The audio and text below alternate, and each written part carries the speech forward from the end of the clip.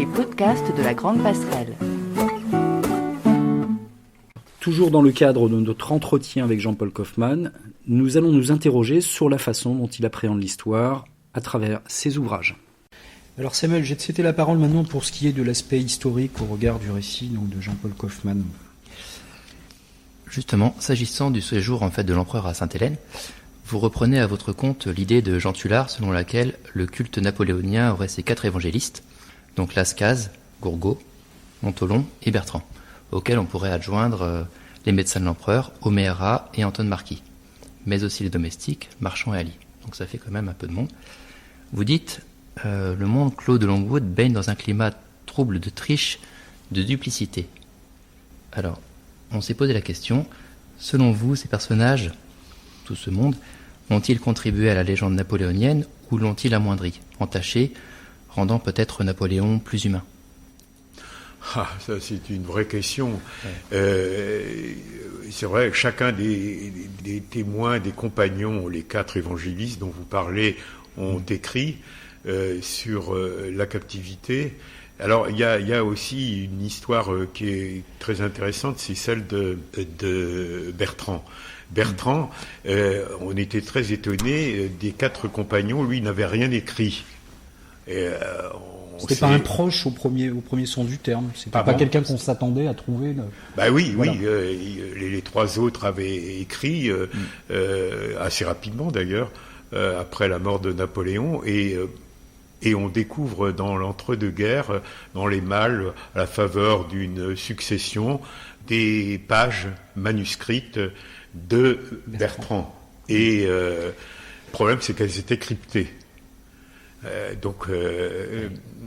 Oui, parce que Bertrand voulait absolument pas qu'il lui arrive la chose qui était arrivée à Lascaz. Lascaz, quand il est parti en 1816, il a été renvoyé, ou il s'est fait renvoyer, ça c'est une autre affaire, et on lui a confisqué ses manuscrits. Utilisé ses manuscrits qu'il n'a pu récupérer qu'après la mort de Napoléon. Donc Bertrand, il a crypté ces manuscrits-là, et il y a quelqu'un qui s'est attelé pendant la guerre, pendant l'occupation, et qui a réussi à décrypter tout ça, et c'est vraiment très intéressant. Je ne veux pas dire que c'est le témoignage le plus intéressant sur la captivité de Napoléon, mais ça vient un peu contrebalancer. Au fond, le mémorial de Sainte-Hélène de Lascaz, c'est Napoléon tel qu'il voudrait être et Bertrand tel qu'il est. Voilà. Bon, parce que c'est en effet la quotidienneté là qui est rendue de Napoléon, des dialogues. C'est vraiment très très saisissant. Le problème, c'est d'ailleurs que quand ça a été publié, c'était dans l'immédiate après-guerre, c'est passé un peu inaperçu. Alors tout cela pour dire quelle est ça l'a rendu plus humain. Oui, vous avez tout à fait raison. Je pense que par exemple le témoignage de Bertrand l'a rendu plus humain. Il faut savoir quand même que Napoléon à Sainte-Hélène, je ne suis pas le premier à le dire, mais on dit souvent, Napoléon a été évidemment extrêmement critiqué, etc. Mais celui qui est celui qui le critique le plus, c'est lui-même. C'est important de savoir ça. Il y a quand même chez lui, toujours, même si c'est beaucoup vanté, s'il a reconstitué cette épopée, il y a aussi beaucoup de lucidité. C'est vrai que lorsqu'il est à Sainte-Hélène, il reconnaît un certain nombre de fautes qu'il a commises. Il dit « j'aurais jamais dû envahir l'Espagne, j'aurais jamais dû me marier avec Marie-Louise, ça a été une faute. » C'est là qu'il évoque aussi les misères familiales avec chacun des membres de sa famille. Oui, bien sûr. Oui. Enfin, il est très lucide sur lui-même, mais encore une fois, vous voyez, dans ce livre, je dis qu'il y a un endroit qui est particulièrement significatif dans cette maison de Longwood, et moi qui m'a fasciné, c'est sa salle de bain. petite salle de bain. La Dans baignoire. cette salle de bain, il y a toujours la baignoire. La fameuse de baignoire. Napoléon. La fameuse baignoire de Napoléon. Dans laquelle il passait des heures, finalement. À la fin, à la fin, on Pour peut soulager dire ses douleurs. les 2 dernières années de sa vie, il est un peu, il sait qu'il va plus revenir. Il est Albine de Montolon est parti. Il a plus, Plus le goût il du se laisse vivre. aller. Il Quoi. se laisse aller. Il se laisse aller et il passe en effet le plus clair de ses journées dans cette baignoire. Il mange dans sa baignoire, il lit dans sa baignoire et donc c'est ça encore une fois moi qui m'a intéressé, c'était l'homme nu, l'homme vaincu. Oui, parce qu'il avait maintenu une étiquette très longtemps à Longwood, C'est une tout ce étiquette qui de lui cours. restait. Voilà. Alors on s'étonne souvent, on dit quand même il est ridicule, il fallait l'appeler sire, votre majesté, etc. Mais il avait raison, parce que c'est tout ce qui lui restait. Tout ce qui lui restait. Tout ce qui lui restait. Donc l'étiquette à Sainte-Hélène était extrêmement stricte. Ils étaient en uniforme, ils avaient très chaud, mais ça fait rien. Napoléon tenait beaucoup à cette étiquette. Quand il était après le repas, le soir, après le dîner, c'est lui qui devait donner le sujet de conversion, on devait se tenir debout, enfin il y avait un certain nombre de règles. Et toujours cet éternel uniforme de colonel de la garde qu'on lui connaît à travers... Oui. Donc un jour Hudson Law lui envoie un mot, général Bonaparte, il l'a même parce pas que les ouvert, Anglais il a dit ne je n'ai plus entendu parler de ce général Bonaparte depuis la campagne Oui, d'Égypte. les Anglais Donc, se sont toujours refusés à l'appeler Oui. par son titre d'empereur. Ça, Exactement, c'est oui. une chose, Et bon, je viens d'évoquer la figure du geôlier Hudson Law. Oui. Il est certain que, ça ajoutait aussi à la tragédie, la figure de ce geôlier extrêmement tracassier, borné. Il a évidemment, il a ajouté à la légende aussi, Hudson Law. Mais en même temps, c'est j'allais dire un bouc émissaire un peu facile. Parce que lui, il recevait ses instructions de Londres, parce que contrairement aussi à ce qu'on peut penser, à cette époque-là, Sainte-Hélène était un lieu extrêmement fréquenté. Aujourd'hui, c'était l'auberge de l'océan, c'est-à-dire que tout bateau qui venait d'Inde ou d'Extrême-Orient passait forcément. Il faisait escale. Et d'ailleurs, c'est le vainqueur de Waterloo, Wellington, qui avait servi aux Indes et qui a suggéré justement Sainte-Hélène comme lieu de détention pour Napoléon. Donc, il y avait des relations extrêmement suivies entre Londres et presque quotidienne. Davantage qu'elles ne le sont aujourd'hui. Donc, celui qui s'occupait, le Lord Bathurst, donnait des instructions extrêmement précises, méticuleuses. Il faut tant de bouteilles de vin, etc. Donc, on est très renseigné aussi là-dessus, sur cette quotidienneté. Mais il ne faisait, Hudson Law, qu'appliquer les consignes que lui donnait le cabinet de Londres. D'ailleurs, à cet égard, vous évoquiez Hudson Law, et Napoléon, effectivement, affichait aussi son hostilité. J'avais retenu Napoléon à propos d'Hudson Law, quelle ignoble et funeste figure que celle de ce gouverneur.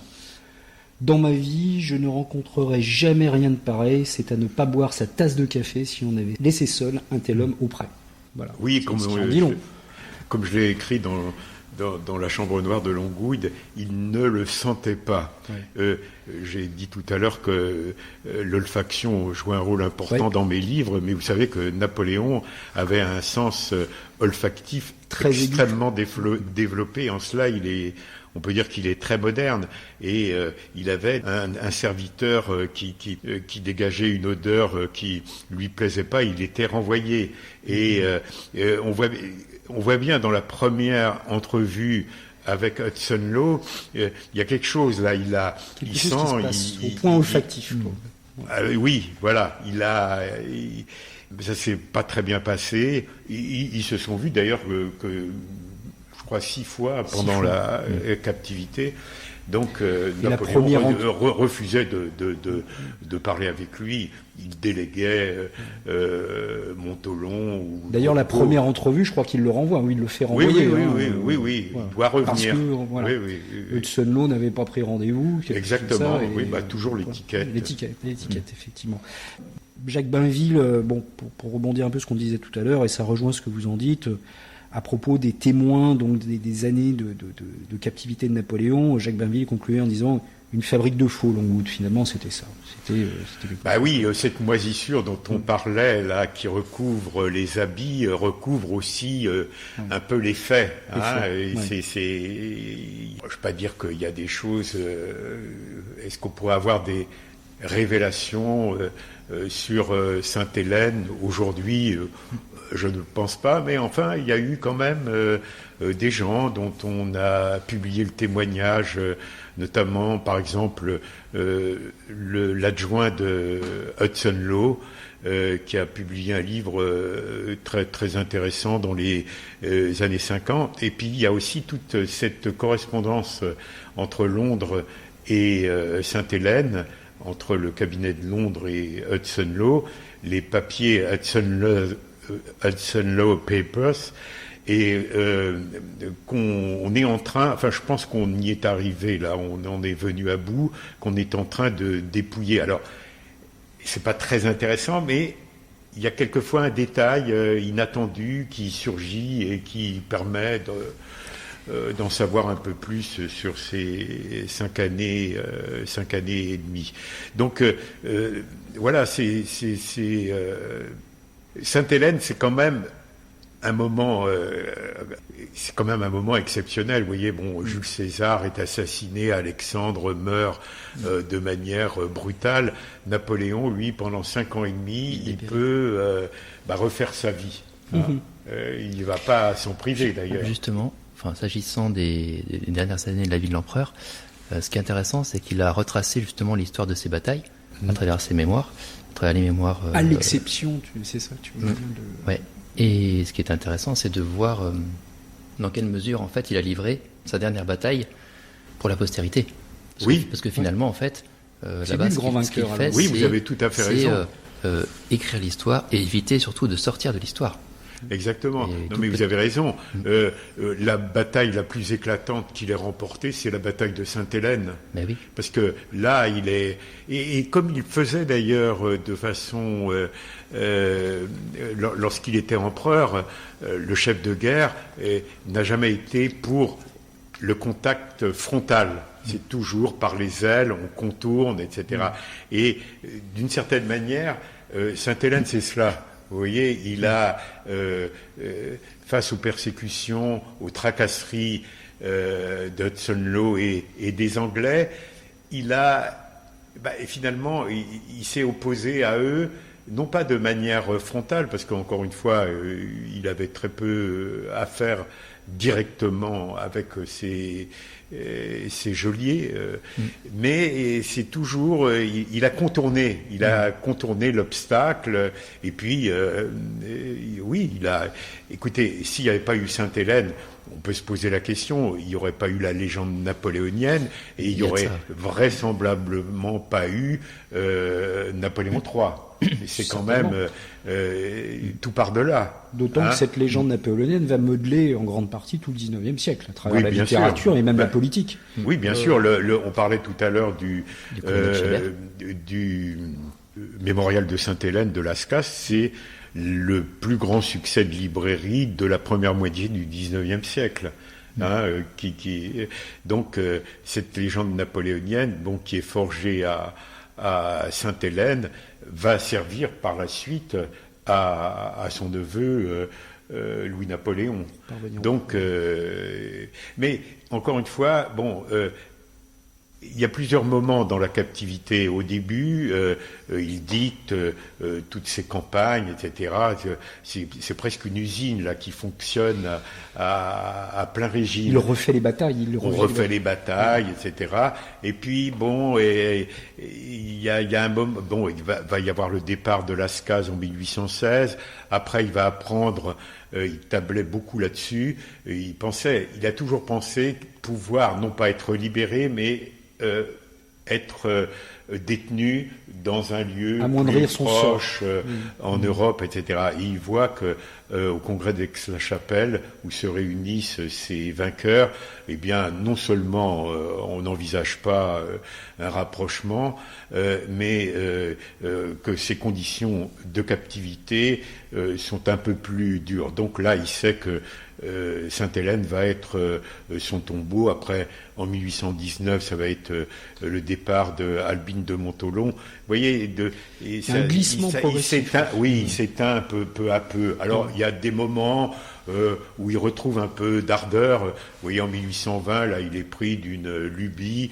Il veut créer un jardin, d'ailleurs qu'on admire aujourd'hui, parce que c'était un lieu tout à fait désert et ingrat à son époque. Et puis il s'amuse à arroser avec un jet d'eau, etc. Il faut occuper le temps, tuer le temps. Hein. Je puis vous donner tout sauf du temps, disait-il au temps de sa gloire. Napoléon, c'est l'homme qui n'a pas le temps. Et là, c'est l'exact inverse. Et il en a trop. Ah oui. Donc, il faut combler ce temps. Donc, on parlait tout à l'heure de victoire qu'il a remportée. Il a remporté une victoire, en quelque sorte, contre le temps. Il faut quand même le faire, parce qu'on ne peut pas tuer le temps. Hein, c'est lui qui vous tue. C'est exactement ça.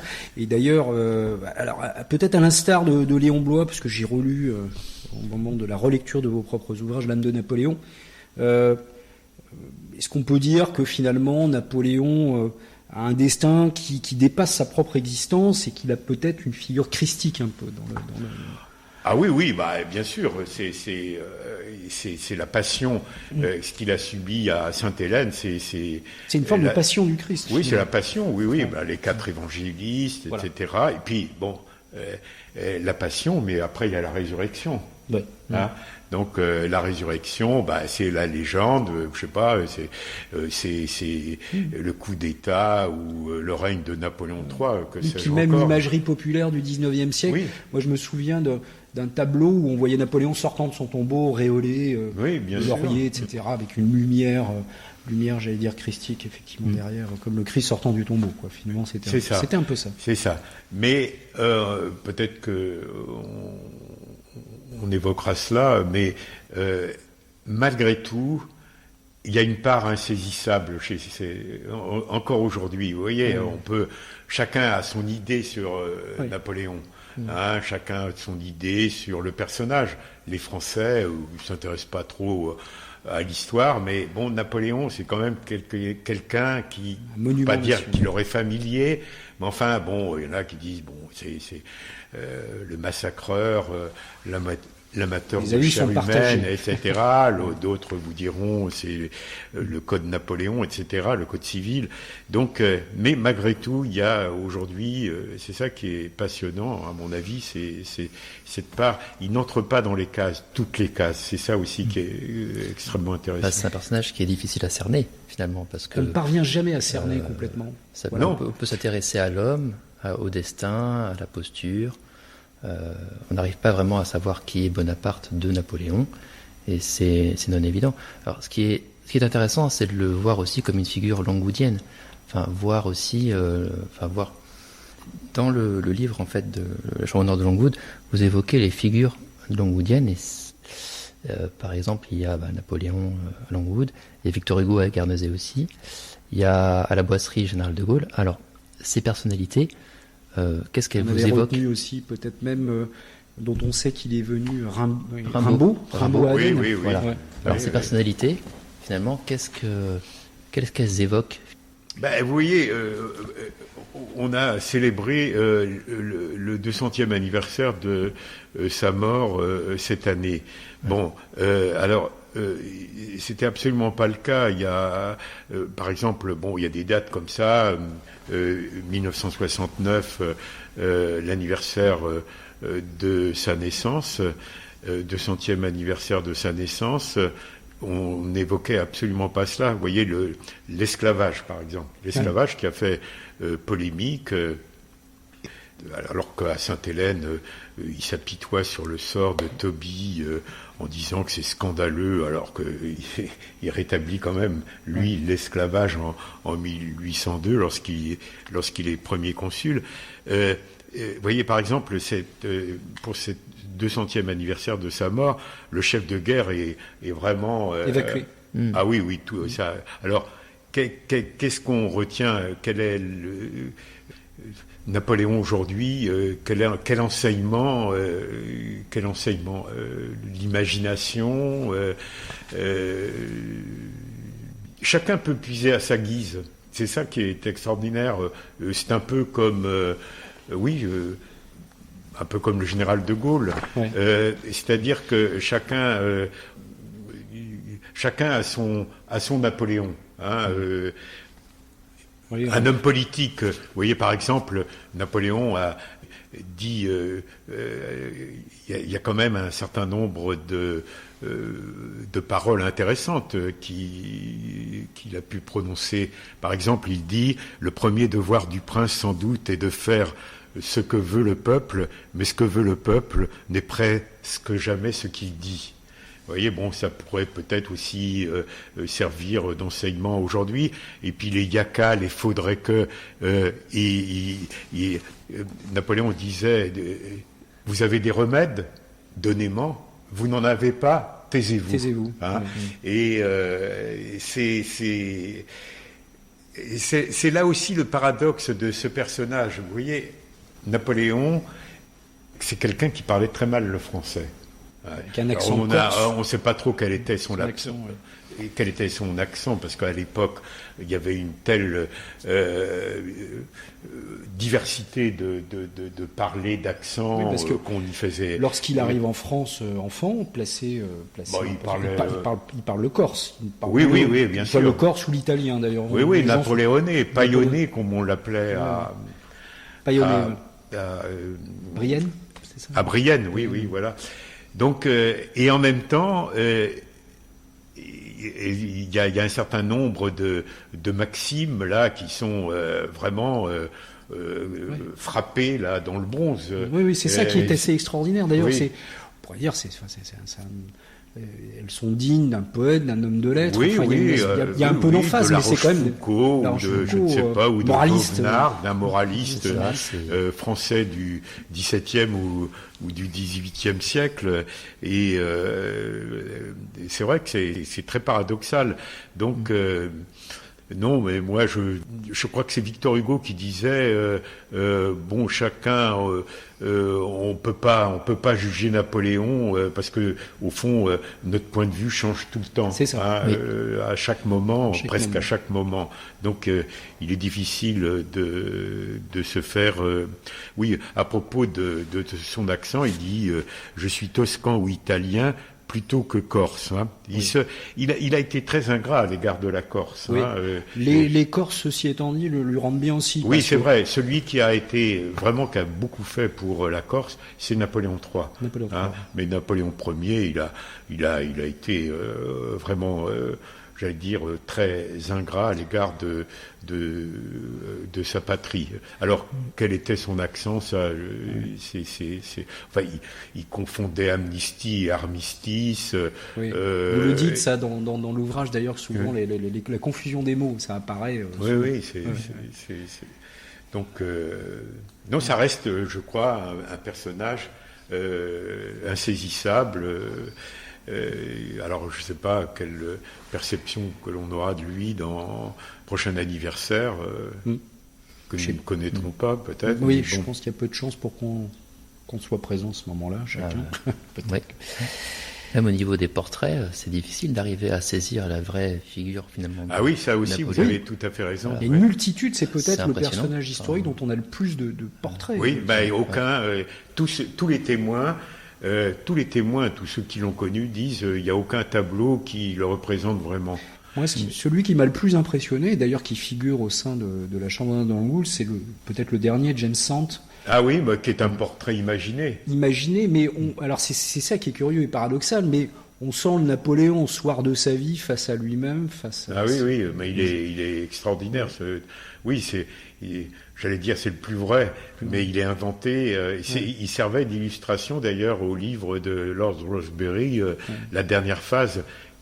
Donc c'était un premier ministre de la reine Victoria qui a écrit un livre très intéressant sur Sainte-Hélène, et comme il avait exercé le pouvoir, Lord Rosebery, il avait donc la faculté aussi d'aller vraiment dans le fond de l'âme du... Oui, de l'âme, et puis du politique aussi. Ce livre, il aurait fallu il est introuvable aujourd'hui, mais il aurait fallu le rééditer. Non, mais vous avez tout à fait raison par rapport à sa représentation.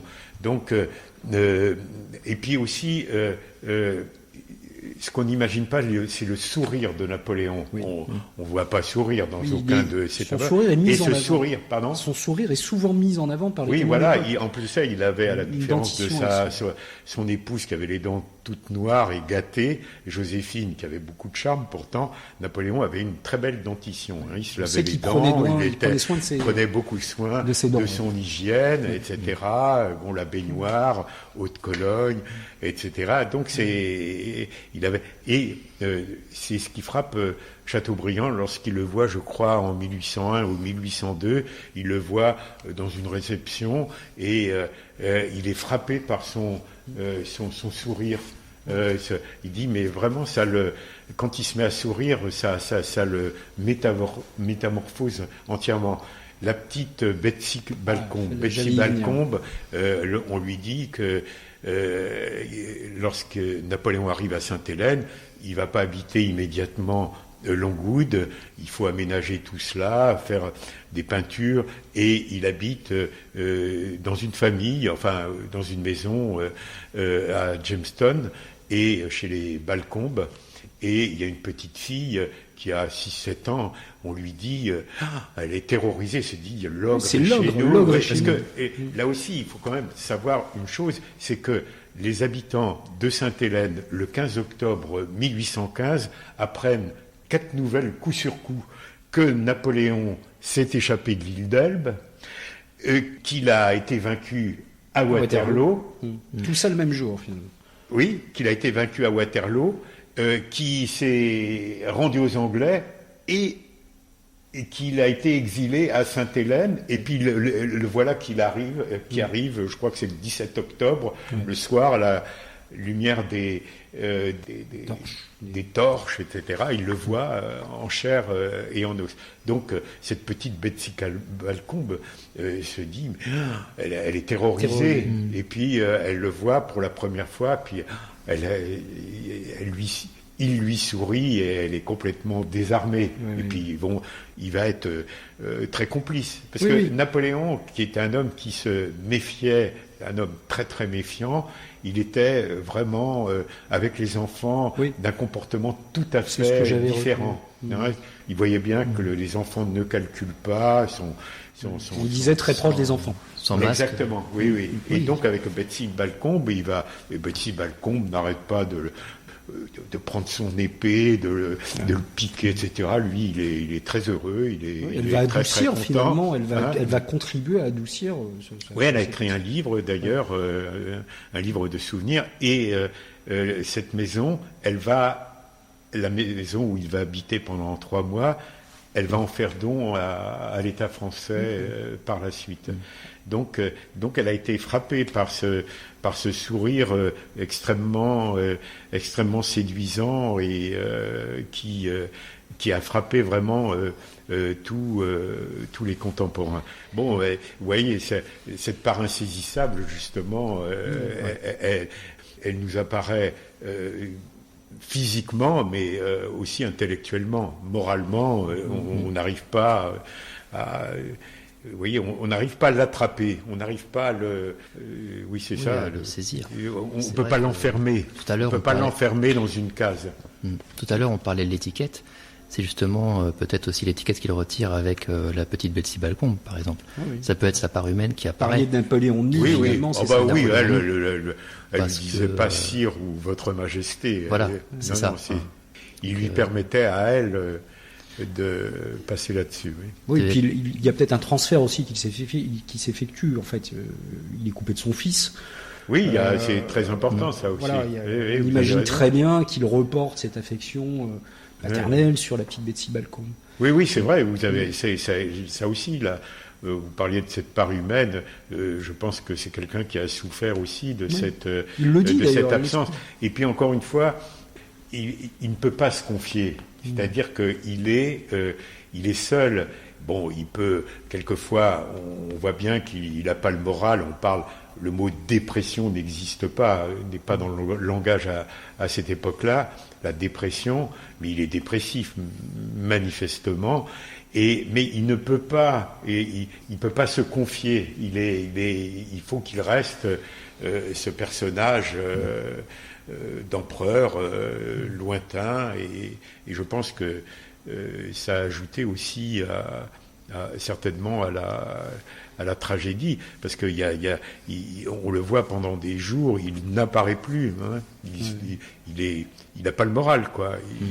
Il reste dans sa chambre, il se fait servir dans sa chambre, et puis c'est vraiment des phases profondes de mélancolie. Oui, la mélancolie presque au sens psychiatrique. Pour en revenir peut-être à cette appréhension que vous avez de l'histoire au travers de vos récits, vous le dites d'emblée, il y a chez vous une volonté de restituer le passé par touches successives, mais sans faire œuvre d'historien. Et c'est, à mon sens, particulièrement manifeste dans Outre-Terre, où vous agissez, si vous me permettez l'expression, en archéologue. Vous détaillez chacune des phases de l'histoire dans ce carrefour historique qu'est l'oblast de Kaliningrad, finalement. Alors, Kaliningrad, originellement Königsberg, la cité des chevaliers teutoniques. C'est aussi la ville natale et la ville de résidence de Kant, puisque Kant n'a jamais quitté Königsberg. La période, enfin l'épisode napoléonien, l'oblast donc de Kaliningrad suite à l'annexion de Staline en 1945. Et finalement, chacune de ces strates ne parvient pas à effacer complètement la précédente. On les voit les unes se chevauchant sur les autres, se superposant. Oui. Vous le dites très bien, finalement, cette image de la Russie post-soviétique n'est pas parvenue à effacer complètement le côté germanique de la Kaliningrad. C'est ça qui m'a fasciné dans... Oui, moi je suis dans mes livres, si on veut donner un point commun à tous ces livres, c'est vrai que moi je suis obsédé par la trace, par l'empreinte. Au fond, qu'est-ce qui peut subsister longtemps après d'un événement dramatique ou tragique? Qu'est-ce qui peut en rester? Vous voyez, au fond, ça a été un peu l'interrogation pour moi lorsqu'il s'est agi de parler de Longwood. Vous voyez, il y a quand même des maisons, vous voyez, on dit des maisons hantées. C'est vrai que Sainte-Hélène, la maison de Longwood, est peuplée de fantômes. Et la littérature, c'est ça aussi, c'est de ressusciter les fantômes. Il y a une présence, absence. Donc la trace, l'empreinte est quelque chose de très important pour moi. Outre-Terre, le champ de bataille d'Eylau, c'est la même chose. Vous voyez, ce champ de bataille d'Eylau, aujourd'hui encore, expulse 200 ans après des boulets, des étriers, ah oui, à ce point-là, c'est qu'on retrouve toujours. Ah oui, comme un volcan là qui travaille, qui rumine. Alors de temps à autre, il y a des phases où ça expulse de manière un peu plus violente. Donc c'est ça aussi qui m'a intéressé. Au fond, les lieux qui m'intéressent, ce sont les lieux où l'histoire a débordé en quelque sorte, puis elle s'est retirée, et ce qui m'intéresserait, si on veut continuer dans la métaphore maritime, c'est l'estran. Vous voyez, entre la marée haute et la marée basse. Voilà, exactement. Qu'est-ce qui reste une fois que la mer se retire? Donc, et l'eau, c'est cela. Vous voyez, alors, non seulement à travers le champ de bataille, mais aussi, vous avez raison, cette ville de Königsberg qui a été annexée par Staline en 1945 et qui est russe aujourd'hui. Et vous voyez, je suis allé à plusieurs reprises à Kaliningrad. La première fois, je crois, en 1991. Si voilà, exactement. Et c'était la première fois. C'était après la chute du mur de Berlin. Donc, c'était une zone interdite parce qu'il y a un certain nombre d'installations militaires à Kaliningrad, dans cette enclave. Et donc, on donnait des visas. Et moi, j'étais en effet un des premiers en 1991 à venir à Kaliningrad. Et alors, ce qui m'avait frappé, en effet, c'est que les traces de germanité n'étaient absolument pas apparentes. Il fallait les chercher. La deuxième fois, quand je suis revenu, eh bien, elles me sont apparues beaucoup plus visibles. Et là, je suis allé 3 fois en vérité. Et la troisième fois, non seulement elles étaient très apparentes, mais j'allais dire presque revendiquées. C'est-à-dire que les Russes qui habitent l'enclave de Kaliningrad, évidemment, ils sont russes, mais ils ont quand même une façon d'être qui n'est pas européenne. Ils sont un peu différents, à telle enseigne qu'on est en train de se demander s'il ne faudrait pas baptiser Kaliningrad. Alors on cherche un nom, on va pas... la ville de Kant, Kantograd, on ne sait pas, parce que Kaliningrad, c'est un peu infamant, excusez-moi. C'est un des compagnons de Staline, un type qui n'était pas très intéressant, mais Staline lui avait donné le nom de cette ville de Königsberg. Donc on aimerait bien en changer. Alors voilà, c'est quand on va aujourd'hui, quand on visite Kaliningrad, on voit très très bien ces strates dont vous parlez qui se superposent. On les voit sur le champ de bataille de Eylau. Donc c'est ça au fond qui m'intéresse, la trace, l'empreinte, parce qu'il y a toujours une trace qui subsiste. Alors il faut la chercher, mais elle est toujours là. Donc on pourrait dire finalement les lieux, une géographie modelée peut-être par des soubresauts d'histoire, plus que l'histoire elle-même et les personnages. C'est ça qui oui, c'est vrai. Bon, au fond, le dernier livre que j'ai écrit là, Venise à double tour, c'est la même chose. C'est par rapport aussi à la trace, l'empreinte. Moi, j'ai essayé vous parliez d'archéologie. Bon, c'est pas un hasard non plus. Moi, Venise. Ce qui m'a intéressé justement, ce sont toutes ces églises fermées que j'ai essayé de faire ouvrir. J'y suis plus ou moins parvenu, mais quand même, je suis assez. C'est un travail de longue haleine. Oui, il fallait. Oui, un travail de longue haleine. Mais là aussi, vous voyez, c'est la trace aussi, l'empreinte qui m'intéresse dans ces lieux qui, en apparence, sont morts, où il n'y a plus de culte, et en même temps, il y a une présence qui est là, et c'est ça aussi qui m'a intéressé. C'est vrai aussi pour l'église d'Eylau, finalement, qui est un peu le point nodal de la bataille, mais à force d'assistance, vous finissez par rentrer, j'allais dire vous immiscer dans cette église qui est devenue... c'est assez fascinant, cette église d'Eylau, quand on pense, parce que c'est vraiment la déglingue soviétique. Quand c'est devenu une usine. Vous demandez, mais ça ne peut pas fonctionner. Eh ben, justement... C'est une usine de composants informatiques, je crois, quelque chose comme ça. Oui, mais c'est ça, justement. Maintenant, c'est des devantures réfrigérées, là, vous savez, pour les commerces. Les commerces. Oui. Bon, et ça, c'est russe. Vous voyez, on a l'impression que c'est complètement à bout de souffle, et en fait, c'est très robuste. Ça fonctionne. Moi, c'est ce qui m'a toujours fasciné. J'ai écrit un livre sur la Courlande qui a été très longtemps occupée donc par les soviétiques. Et qui était l'exil de Louis XVIII, d'ailleurs. Oui, voilà. Il y a plein de musées en Courlande, et un musée où il y avait des tronçonneuses, que des tronçonneuses. Et vraiment, c'était vraiment des tronçonneuses soviétiques. Vous voyez un côté un peu barbare, un peu rudimentaire, mais vraiment ça fonctionnait très bien, même encore aujourd'hui. Voilà. Donc, regardez les voitures, voitures, c'est toutes ces voitures qu'on voit là, on a l'impression qu'elles brinque-ballantes, mais qui fonctionnent. Oui, les Trabant, ça c'est peut-être autre chose.